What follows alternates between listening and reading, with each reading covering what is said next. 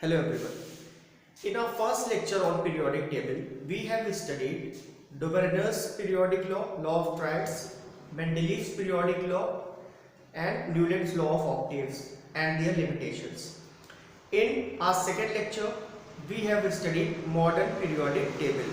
I have told you to find the position of an element if its atomic number is given. It means we can tell in which group or in which period will that element lie.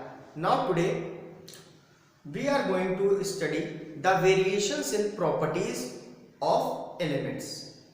So today we will begin the chapter with first topic is orbits. What are orbits? Orbits क्या होते हैं? आप लोगों को पता होगा कि in an atom the center part of the atom is called nucleus, and in the nucleus of an atom protons and neutrons resides. मतलब न्यूक्लियस के अंदर प्रोटॉन्स और न्यूट्रॉन्स पाए जाते हैं, whereas electrons revolve around the nucleus. Electrons क्या करते हैं? न्यूक्लियस के चारों तरफ रिवॉल्व करते हैं in circular path. That circular path is known as orbits. Suppose करिए एग्जाम्पल ले रहे हैं सोडियम का. 281 is the atomic electronic configuration. This is the nucleus in which protons and neutrons lie. Protons are 11, whereas electrons revolve around the nucleus. न्यूक्लियस के चारों तरफ कौन रिवॉल्व करता है? इलेक्ट्रॉन्स रिवॉल्व करते हैं in circular path known as orbits. इसको ऑर्बिट्स भी बोलते हैं या फिर शेल्स भी बोलते हैं. ऑर्बिट्स और शेल्स और energy levels. Is it clear? तो ऑर्बिट जो टर्म है आपको आई थिंक ये क्लियर हो गया होगा. ठीक है, अब हमको क्या पढ़ना है कि in a periodic table what happens when we move across a period and down a group. मतलब what are the changes we are going to observe when we move across a period and down a group. So हमको सारी जितनी भी properties अभी पढ़नी है, हम क्या करेंगे? पहले उस प्रॉपर्टी के बारे में जानेंगे, फिर क्या वेरिएशन, क्या चेंजेस, क्या ग्रेडेशन ऑब्जर्व करेंगे while moving across a period and down a group. उस प्रॉपर्टी में क्या चेंजेस होंगे जब हम अक्रॉस अ पीरियड आएंगे और डाउन अ ग्रुप आएंगे. ठीक है, तो ऑर्बिट्स क्या होता है ये समझ में आ गया. अब हम लोग को पढ़ना है कि अक्रॉस अ पीरियड आने पे क्या चेंजेस हम ऑब्जर्व करेंगे. बट बिफोर बिगनिंग इट हम लोग क्या करते हैं, एक रफली एक छोटा सा पीरियोडिक टेबल बना लेते हैं और पीरियोडिक टेबल में सिर्फ उतने ही पार्ट को कंसीडर करेंगे जितना आपको पढ़ना है. That means group first, group second, group 13, group 14, group 15, group 16, group 17 and group 18. इन्हीं ग्रुप्स के बारे में हम लोग को पढ़ना है. Is it clear? First period, second period, third period, fourth period, fifth period, sixth and seventh period. Hydrogen electronic configuration 1, helium electronic configuration 2, lithium 2,1, beryllium 2,2, boron 2,3. 13 group outer motion में 3 इलेक्ट्रॉन्स. कार्बन 14 ग्रुप में है, outer motion में 4 electrons. Nitrogen 15 group में है, outer motion में 5 electrons. Oxygen is in 16 group, outer motion में 6 electron. Fluorine 2,7, neon 2,8, sodium 2,8,1, magnesium 2,8,2, aluminium 2,8,3, silicon 2,8,4, phosphorus 2,8,5, sulphur 2,8,6, chlorine 2,8,7, argon 2,8,8, potassium 2,8,8,1, calcium 2,8,8,2। तो यहाँ तक आपके सिलेबस में था, वो हमने ड्रॉ कर दिया है। अब जो भी चीजें होंगी हम लोग इसी को ध्यान में रखकर या इसी को देखकर पढ़ेंगे, ठीक है। तो ऑर्बिट्स क्या होती है? The electrons revolve outside the nucleus in circular path known as orbits और एनर्जी लेवल और शेल्स। Is it clear? अब हम लोग पढ़ेंगे कि ऑर्बिट्स में क्या चेंजेस ऑब्जर्व करेंगे while moving across a period and down a group. First thing is across a period. Across a period का मतलब होता है कि इट मीन्स कि हम लोग लेफ्ट टू राइट जब पीरियड में आते हैं, किसी भी पीरियड में, चाहे तो आप सेकेंड पीरियड कंसीडर कर लो, थर्ड पीरियड कंसीडर कर लो, फोर्थ पीरियड कंसीडर कर लो, किसी भी पीरियड में जब लेफ्ट टू राइट आते हैं तो ऑर्बिट्स में क्या चेंजेस हमको देखने को मिलेंगे। हम लोग सेकेंड पीरियड के एग्जांपल से लेते हैं। पहला एलिमेंट है उसमें लिथियम 2,1। लिथियम का ये न्यूक्लियस होगा और फिर 2 शेल्स हैं। बेरिलियम न्यूक्लियस होगा उसका, फिर 2 शेल्स हैं। Then boron nucleus 2 shells, carbon nucleus 2 shells. वैसे ही नाइट्रोजन के पास न्यूक्लियस होगा और न्यूक्लियस के बाहर 2 शेल्स होंगी, ऑक्सीजन में भी, फ्लोरीन में भी और नियॉन में भी। मतलब ऑब्वियस सी बात है, जब कोई भी एलिमेंट सेकेंड पीरियड में प्लेस्ड है तो उसमें कितनी शेल्स होंगी? 2 शेल्स होंगी।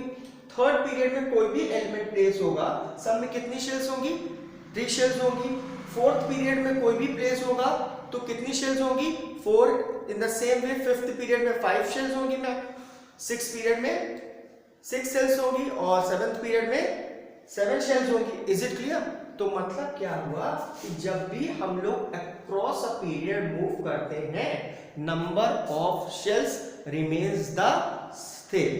मतलब शेल्स में कोई भी चेंजेस ऑब्जर्व नहीं करते हैं। तो व्हाइल मूविंग लिखेंगे क्या? While moving across a period number of shells और orbits remains same. Is it clear? Across a period पढ़ने के बाद हम लोग सेकेंड चीज पढ़ेंगे, down a group. Down a group का मतलब होता है आप किसी भी ग्रुप को पिक कर लो, ऊपर से नीचे that is top to bottom आने पर ऑर्बिट्स में क्या चेंजेस ऑब्जर्व करते हैं। देखिए फर्स्ट ग्रुप की बात करते हैं। हाइड्रोजन है, एक ही इलेक्ट्रॉन है, हाइड्रोजन का न्यूक्लियस 1 शेल। लिथियम आता है nucleus first shell second shell, देखिए 2 शेल्स है। Sodium nucleus first shell second shell and third shell. In the same way potassium nucleus first shell second shell third shell fourth shell. आप देख रहे होंगे कि while moving down a group, ऊपर से नीचे आने पर किसी भी ग्रुप में नंबर ऑफ शेल्स क्या हो रही है? इंक्रीज हो रही है। टॉप टू बॉटम आने पर यहाँ पे 1 शेल है, यहाँ पर 2 शेल्स है, यहाँ पे 3 शेल्स है, यहाँ पे 4 शेल। जो 7th पीरियड में होगा उसमें कितनी शेल्स होगी? 7 शेल्स होगी। मतलब ऑर्बिट्स क्या हो रही है? On moving down a group orbits increases. Is it clear? तो ये पॉइंट हम लोग ने पढ़ लिया। फर्स्ट ऑफ ऑल हमने पढ़ा क्या ऑर्बिट्स क्या होते हैं, ठीक। सेकेंड हमने क्या पढ़ा across a period as well as down a group आने पे ऑर्बिट्स में क्या चेंजेस ऑब्जर्व करते हैं, ठीक है। अब हम लोग नेक्स्ट प्रॉपर्टी को पढ़ेंगे जो कि है वैलेंसी। ये थोड़ा इंपॉर्टेंट टॉपिक है। वैलेंसी बहुत सारे बच्चों को कंफ्यूजन होती है, वो भी क्लियर कर लेंगे। तो एक एक करके सारी प्रॉपर्टीज को अब हम लोग पढ़ेंगे। Is it clear? Second one is valency. इसको आपको बहुत अच्छे से आना चाहिए, वैलेंसी क्या होती है, ये सारी चीज। देखिए जैसे कि हम लोग ह्यूमन बींग्स की एक टेंडेंसी होती है कि पढ़ाई क्यों करता है एक जनरल से पर्सन। एक सिंपल लैंग्वेज में अगर बोला जाए तो ह्यूमन बींग्स हम लोग इसलिए पढ़ते हैं टू मेक मनी, आगे चलकर पैसा कमाएं। हाँ, पैसा कमाने का मतलब होता है कि हम लोग लाइफ में स्टेबल होना चाहते हैं। स्टेबिलिटी का मतलब हमारे लिए क्या होता है? पैसे कमाना। इन द सेम वे एटम्स भी क्या होना चाहते हैं? स्टेबल होना चाहते हैं। और इनके लिए स्टेबिलिटी का मतलब पैसा कमाना नहीं होता है। इनके लिए स्टेबिलिटी का मतलब होता है कि इनके आखिरी शेल में 8 इलेक्ट्रॉन्स अगर हो जाए तो ये क्या कहलाएंगे? स्टेबल कहलाएंगे। फॉर एग्जाम्पल सोडियम की बात करते हैं। सोडियम के आउटर मोस्ट शेल में कितने इलेक्ट्रॉन्स हैं? आप देख रहे हैं 1 इलेक्ट्रॉन्स है। मैग्नीशियम के आउटर मोस्ट शेल में कितने हैं? 2 इलेक्ट्रॉन्स है। इन द सेम वे एल्युमिनियम के आउटर मोस्ट शेल में 3 इलेक्ट्रॉन्स है। सिलिकॉन के आउटर मोस्ट शेल में 4 इलेक्ट्रॉन्स है। फास्फोरस के आउटर मोस्ट शेल में 5 इलेक्ट्रॉन्स है। सल्फर के आउटर मोस्ट शेल में 6 है। क्लोरीन के आउटर मोस्ट शेल में 7 है और आर्गन के आउटर मोस्ट शेल में 8 इलेक्ट्रॉन्स है। अगर आर्गन को छोड़ दे बाकी के सारे ये अनस्टेबल है। हाँ, अनस्टेबल क्यों है? Because they do not have 8 electrons in their outer most shell. तो ये सब क्या होना चाहेंगे? स्टेबल होना चाहेंगे। ठीक है, तो स्टेबल कोई भी एटम स्टेबल कैसे होता है? तो there are 3 ways by which an atom can become stable. चलिए वैलेंसी की डेफिनेशन लिखते हैं फिर उसी समझाते हैं। Number of electrons an atom loses, gains और shares electrons is called its valency. अब मैंने ये बताया कि स्टेबल होने के लिए एटम क्या करते हैं? Either they lose electron, gain electron और शेयर इलेक्ट्रॉन्स। इसी को बोलते हैं वैलेंसी की कोई भी एटम कितने इलेक्ट्रॉन्स को लूज करता है, गेन करता है और शेयर करता है। किस लिए करता है? To become stable is called its valency. For example sodium has 1 electrons in its outer most shell.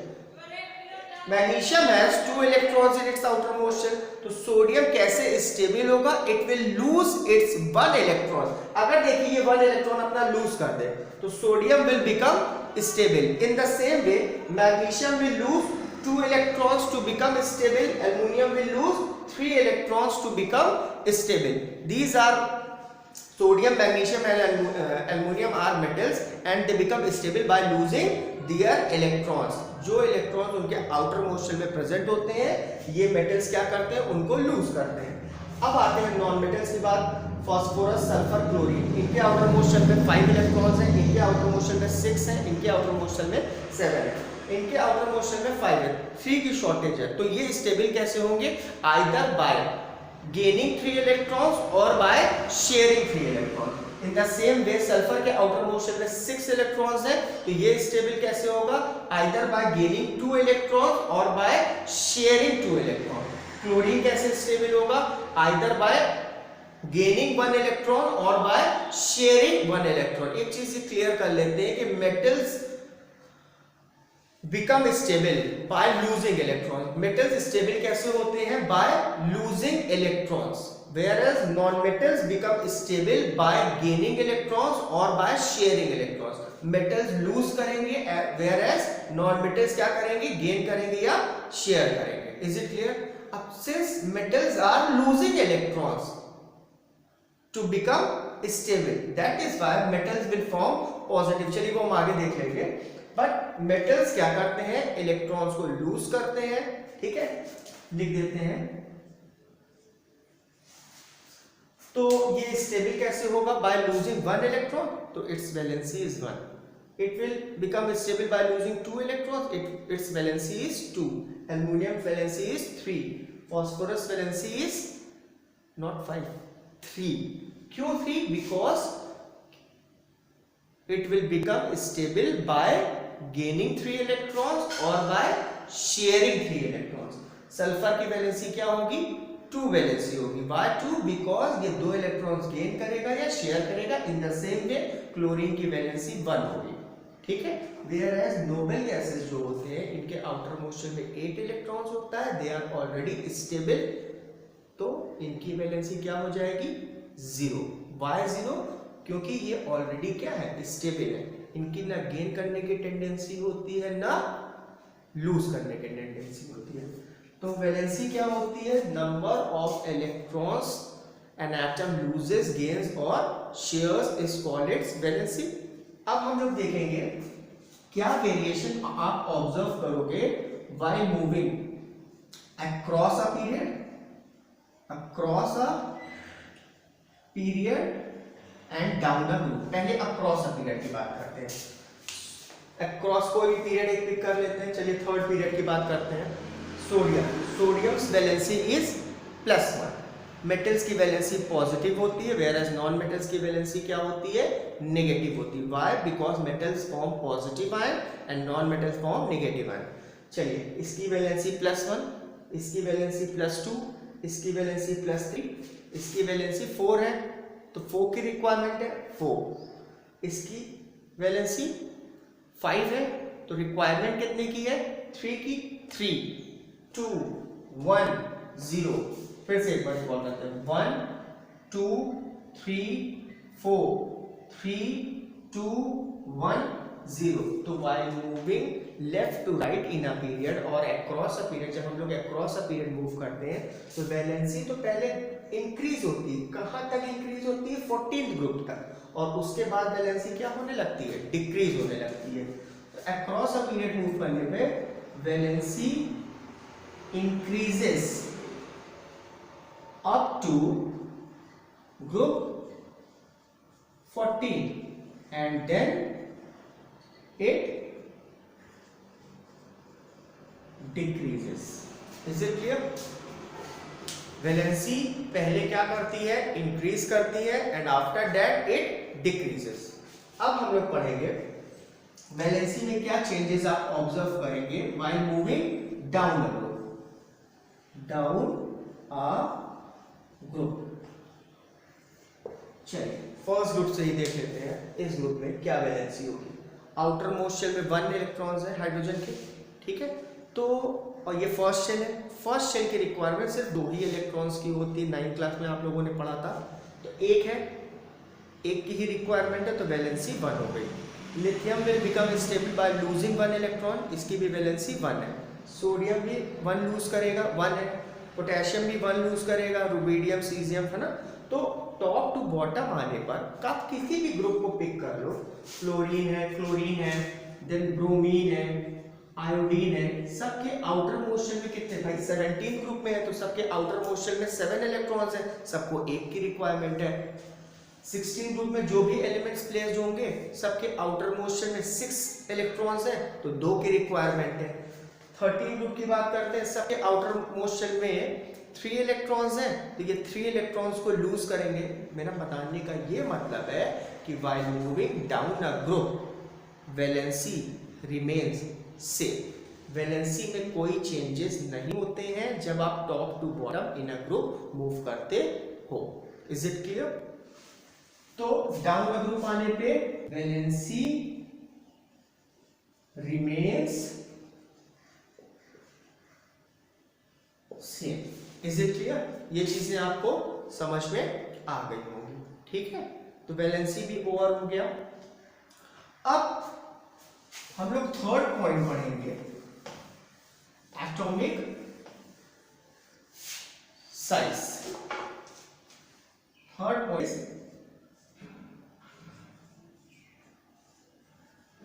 Atomic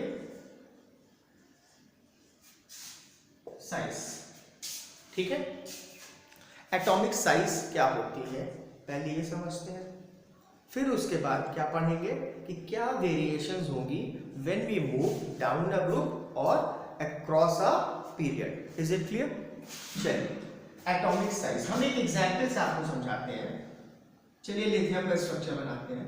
lithium का ये न्यूक्लियस है, first shell and second shell. Nucleus के अंदर प्रोटॉन्स और न्यूट्रॉन्स होंगे, ठीक है, वो हमें बनाने की जरूरत नहीं है। अभी हम लोग for the time being atomic size पढ़ रहे हैं, ठीक। देखिए एटॉमिक साइज क्या होती है? The distance between centre of nucleus of an atom to the outer most shell. Nucleus के सेंटर से आउटर मोस्ट शेल के बीच की ये जो डिस्टेंस आप देख रहे हो, this distance is known as atomic size. Is it clear? बहुत सिंपल था। क्या होता है एटॉमिक साइज?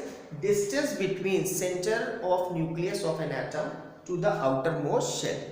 न्यूक्लियस के सेंटर से आखिरी शेल के बीच की जो डिस्टेंस, लास्ट शेल के बीच की जो डिस्टेंस होती है, that distance is known as atomic size. अब आपको ये तो पता ही होगा कि atoms are very very small in size, तो ऑब्वियस सी बात है its atomic size is also very very small. The size और the atomic size of an atom, कोई भी एटम ले लो तो उसकी एटॉमिक साइज क्या होती है? बहुत बहुत छोटी होती है। दैट इज व्हाई हम लोग एटॉमिक साइज को जनरली एंगस्ट्रॉम में मेजर करते हैं और पाइकोमीटर में मेजर करते हैं। That is why we measure atomic size in angstrom और picometer. These are the units of distance. Distance की ये भी यूनिट होती है। Is it clear? Out of all the atoms of 118 element, 118 element के सारे एटम्स की बात करते हैं, सबके अलग अलग होंगे। हाइड्रोजन का जो एटम होता है, इसकी जो साइज होती है सबसे छोटी होती है। Hydrogen is the smallest element, या the atom of hydrogen has smallest atomic size. इसकी एटॉमिक साइज जो होती है वो सबसे छोटी होती है, और किसी भी चीज का इससे कंपैरिजन करेंगे तो ऑब्वियस सी बात है उस चीज की हाइड्रोजन से क्या होगी? बड़ी होगी, ठीक। एटॉमिक साइज क्या होता है, ये चीज क्लियर हो गया है, ठीक है। अब हम लोग क्या पढ़ेंगे कि एटॉमिक साइज में क्या वेरिएशंस आएंगे, क्या चेंजेस आएंगे when we move down a group और अक्रॉस अ पीरियड। सबसे पहली चीज डाउन अ ग्रुप, ठीक। डाउन अ ग्रुप का मतलब होता है टॉप टू बॉटम आने पर एटॉमिक साइज में क्या चेंजेस आएंगे। एग्जाम्पल हाइड्रोजन, न्यूक्लियस एक शेल है। Lithium nucleus 1 shell 2 shell. Sodium nucleus 1 shell 2 shell and 3 shells. Potassium nucleus first shell, second shell, third shell, 4 shells. Is it clear? आप देख रहे होंगे कि as we move down a group, जब हम ऊपर से नीचे आते हैं, atomic size of an atom increases, बढ़ रही है। क्यों बढ़ रही है atomic size? Because number of shells increase कर रही है। Is it clear? तो atomic size of an atom, किसी भी ग्रुप में आप टॉप टू बॉटम आएंगे, एटम की साइज क्या होती जाएगी? बड़ी होती जाएगी। क्यों बड़ी होती जाएगी? बिकॉज जैसे जैसे आप सक्सेसिव पीरियड्स में आते जाएंगे, ऊपर से नीचे आते जाएंगे, नंबर ऑफ शेल्स क्या होती जाएगी? इंक्रीज होती जाएगी। That is why atomic size क्या हो रही है? बढ़ रही है, ठीक है। अगर हम एक ग्रुप की बात करते हैं, किसी भी ग्रुप को आप चूज कर लो, अगर पूछा जाए कि इसमें सबसे हाईएस्ट एटॉमिक साइज किसकी होगी, तो बताओगे जो बॉटम ऑफ द ग्रुप होगा। बॉटम ऑफ द ग्रुप मतलब 7th पीरियड का जो भी एलिमेंट होगा, उसकी एटॉमिक साइज उस ग्रुप में सबसे बड़ी होगी। Is it clear? तो atomic size across a period आने पर पढ़ते हैं हम, डाउन अ ग्रुप आने पर इंक्रीज करती है। अब हम लोग क्या पढ़ेंगे? Across a period. अब इसमें थोड़ा सा ट्विस्ट है, वो ट्विस्ट हम बताएंगे, पर एक चीज और है, इसको समझाने के पहले हम लोग न्यूक्लियर चार्ज पढ़ लेते हैं। Nuclear charge. नाम से ही पता चल रहा होगा, charge present in nucleus. Nucleus में जो चार्ज प्रेजेंट होता है उसको बोलते हैं न्यूक्लियर चार्ज। 9th में आप लोग ने पढ़ा था कि in the nucleus of an atom, किसी भी एटम के न्यूक्लियस में protons and neutrons are present. Protons and neutrons are found inside the nucleus of an atom. ठीक है, protons are positively charge whereas neutrons have no charge. Protons पे positive charge होता है और neutrons पे कोई charge present नहीं होता है। ठीक है, अब न्यूक्लियस के अंदर प्रोटॉन्स और न्यूट्रॉन्स पाए जाते हैं। प्रोटॉन्स पे चार्ज प्रेजेंट होता है और न्यूट्रॉन्स पे चार्ज प्रेजेंट नहीं होता। तो अब प्रोटॉन्स पे कौन सा चार्ज प्रेजेंट होता है? Positive charge. That is why nucleus जो होता है किसी भी एटम का पॉजिटिवली चार्ज होता है। न्यूक्लियस ऑफ एन एटम, कोई भी एटम का जो न्यूक्लियस होता है उसमें कौन सा चार्ज प्रेजेंट होता है? पॉजिटिव चार्ज प्रेजेंट होता है। Why positive? Because of protons. Neutrons का उसमें चार्ज में कोई रोल नहीं है, दे do not carry any charge. तो न्यूक्लियस जो होता है वो पॉजिटिवली चार्ज होता है और इसी को बोलते हैं न्यूक्लियर चार्ज। अगर हम एक एग्जांपल लेते हैं, जैसे यहाँ पर इसका एटॉमिक नंबर 3 है, तो it means 3 protons it has. इसके पास 3 प्रोटॉन्स है, तो न्यूक्लियस में 3 प्रोटॉन्स है, 4 प्रोटॉन्स है, 5 प्रोटॉन्स है, 6, 7, 8, 9, 10 एंड सो ऑन ना, ऐसे ही है ना। तो अगर हम न्यूक्लियर चार्ज की बात करते हैं तो इसके पास, इसके न्यूक्लियस में 3 प्रोटॉन्स है, इस पे 4, 5, 6, तो न्यूक्लियर चार्ज क्या हो रहा है? इंक्रीज कर रहा है। Is it clear? क्यों इंक्रीज कर रहा है? It's simple, because number of protons क्या हो रहे हैं? बढ़ रहे हैं, इंक्रीज कर रहे हैं। समझ में आ गई बात? हाँ, अब हम लोग पढ़ेंगे अक्रॉस अ पीरियड। हम 3 या 4 एलिमेंट्स लेकर चलते हैं इसमें के, उससे आपको समझाते हैं। Lithium, then beryllium, then boron, then carbon. इन 4 से समझा देते हैं। Nucleus, first shell, second shell, nucleus, first shell, second shell, nucleus, first shell, second shell, nucleus, first shell and second shell. ये सबका स्ट्रक्चर हुआ इन चारों का। Is it clear? अब एक नॉर्मल पर्सन से, एक नॉर्मल स्टूडेंट से पूछते हैं कि एटॉमिक साइज क्या है, तो बताएगा क्या वो कि एटॉमिक साइज सेम है। क्यों सेम है? क्योंकि हम लोग अगर सेकेंड पीरियड की बात करते हैं तो सभी में नंबर ऑफ शेल्स कितनी है? 2 है। तो एटॉमिक साइज क्या होगी? सबकी सेम होनी चाहिए। Is it clear? But actual में atomic size decreases while moving left to right in a period. जब आप अक्रॉस अ पीरियड या लेफ्ट टू राइट आते हैं, एटॉमिक साइज क्या हो जाती है? डिक्रीज हो जाती है। अगर हम बात करते हैं इन सब में, यहां से लेकर लिथियम से लेकर फ्लोरीन तक में, तो सबसे बड़ी साइज लिथियम की है, उससे छोटी, उससे छोटी, उससे छोटी, उससे छोटी, इन द सेम वे डिक्रीज करती जा रही है साइज, है ना। ये कंसेप्ट तो क्लियर हुआ नहीं? सुनिए कैसे। देखिए, लिथियम के न्यूक्लियस पे 3 प्रोटॉन्स हैं, हम 3 लिख देते हैं सिर्फ। इसके न्यूक्लियस में कितने प्रोटॉन्स हैं? 4। इसके न्यूक्लियस में कितने प्रोटॉन है? 5। इसके न्यूक्लियस में कितने प्रोटॉन है? 6। इन द सेम वे यहाँ पे 7 है, यहाँ पे 8 प्रोटॉन्स, यहाँ पे 9 प्रोटॉन्स है। न्यूक्लियर चार्ज बढ़ रहा है ना। देखिए, प्रोटॉन्स क्या करेंगे? आउटर मोस्ट शेल के इलेक्ट्रॉन्स को अपनी तरफ अट्रैक्ट करेंगे। ग्रेटर द न्यूक्लियर चार्ज, जितना ज्यादा न्यूक्लियर चार्ज होगा, इन सब में सबसे ज्यादा न्यूक्लियर चार्ज इसका है, तो फोर्स ऑफ अट्रैक्शन और nuclear pull will be more. जितना ज्यादा न्यूक्लियर चार्ज होगा, फोर्स ऑफ अट्रैक्शन उतना ज्यादा होगा। मतलब इसका जो न्यूक्लियस में प्रोटॉन्स प्रेजेंट है, वो आउटर मोस्ट शेल को, इलेक्ट्रॉन को बहुत ही स्ट्रांगली अपनी तरफ क्या करेंगे? अट्रैक्ट करेंगे। Because of which size of an atom shrinks, सिकुड़ जाती है, छोटी हो जाती है, कॉन्ट्रैक्ट कर जाती है। Is it clear? तो लेफ्ट टू राइट आने पर एटॉमिक साइज डिक्रीज कर जाती है। क्यों डिक्रीज कर जाती है? Because of nuclear charge. इतना ज्यादा न्यूक्लियर चार्ज होता है, size of an atom shrinks. तो अगर हम एक पीरियड की बात करते हैं, किसी भी पीरियड की बात करते हैं, तो तो सबसे बड़ी साइज जो होती है वो फर्स्ट ग्रुप एलिमेंट की होती है, जो सबसे छोटी साइज होती है वो 17th ग्रुप एलिमेंट की होती है।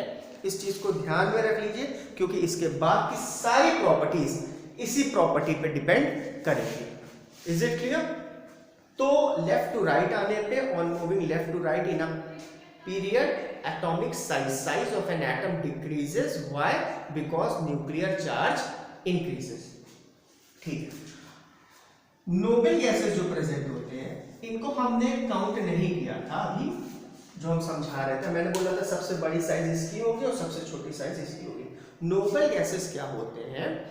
नोबेल गैसेस जो होते हैं इनके जो एटम्स होते हैं वो ऑलरेडी स्टेबल होते हैं। स्टेबल होने के वजह से न्यूक्लियर चार्ज का जो इफेक्ट होता है, फोर्स ऑफ अट्रैक्शन होता है, वो बहुत कम होता है। दैट इज व्हाई इनकी साइज जो होती है वो सबसे बड़ी होती है। ठीक है, अगर हम इनको इग्नोर कर दें तो सबसे बड़ी साइज फर्स्ट ग्रुप एलिमेंट की होगी, सबसे छोटी साइज इनकी होगी। Is that clear? तो on moving across a period atomic size decreases. Reason हमने बता दिया, because nuclear pull on nuclear charge increases, so the force of attraction also increases and the size of an atom shrinks. Is it clear? अच्छा, एक चीज और है, atomic size तो हो गया। अब सोडियम एटॉमिक नंबर ये, इसका एटम का structure nucleus, first shell, second shell है, थर्ड शेल। सोडियम का आयन, आयन कैसे बनता है? बाय लूजिंग इलेक्ट्रॉन और बाय गेनिंग। ये पॉजिटिव आयन है बिकॉज लूज करेगा। 2,8 nucleus, first shell, second shell. This is atom of sodium and this is cation of sodium. Atom and its cation. आप देख रहे होंगे कि एटम की जो साइज है वो बड़ी है और कैटायन की साइज क्या है? छोटी है। The size of an atom is always greater than its cation. Is it clear? अब एक और एग्जांपल, क्लोरीन। क्लोरीन का एटम और क्लोरीन का एनायन। एनायन कैसे फॉर्म होता है? When an atom gains electron. चलिए देखते हैं। इलेक्ट्रॉनिक कॉन्फ़िगरेशन ये होती है, nucleus, first shell, second shell, third shell. 7 electrons हैं लास्ट शेल में। एक इलेक्ट्रॉन्स की रिक्वायरमेंट में सपोज करिए 1 इलेक्ट्रॉन्स इसको मिल गया, किसी ने लूज करके दे दिया। अब यहाँ पे 8 हो गए, ठीक है, पहले यहाँ पे 7 था, ठीक है। अगर हम क्लोरीन के एटम और क्लोरीन के एनायन की साइज का कंपैरिजन करते हैं तो एनायन की जो साइज होती है as compare to its atom is more या ग्रेटर। इसकी साइज जो होती है वो रिस्पेक्टिव एटम की साइज से क्या होती है? बड़ी होती है। Is it clear? कैटायन की साइज रिस्पेक्टिव एटम से छोटी होती है, वेयरएज एनायन की साइज रिस्पेक्टिव एटम से क्या होगी? बड़ी होगी। ठीक है, क्यों बड़ी हो जाएगी? क्योंकि यहाँ पर इलेक्ट्रॉन्स जो है एक एक्स्ट्रा है इसके कंपैरिजन में, एक इलेक्ट्रॉन इसने गेन कर लिया है। ठीक है, तो न्यूक्लियर पुल जो होगा, force of attraction of nucleus यहाँ पर रिड्यूस कम हो जाएगा, बिकॉज ऑफ इट साइज इसकी क्या हो जाएगी? बड़ी होगी। Is it clear? तो हम लोग ने आज 3 प्रॉपर्टीज को पढ़ा, ऑर्बिट्स पढ़ा, वैलेंसी पढ़ा, as well as atomic size पढ़ा। अब इसके बाद के जो सारे टर्म्स आएंगे, क्या क्या आएंगे? Metallic character, non metallic character, chemical reactivity, ionisation energy, electronegativity and electron affinity. ये जो 6 टर्म्स आएंगे इनके बारे में पढ़ना है। Is it clear? और इनमें क्या वेरिएशन, क्या चेंजेस हम लोग ऑब्जर्व करेंगे while moving down a group and across a period. तो नेक्स्ट लेक्चर में हम इसको पोस्ट करेंगे। टिल देन आप लोग इसको पढ़िए और जो भी क्वेरीज होंगे तो आप लोग कमेंट करिएगा। ठीक है, that's all for today. Please like my channel. Thank you.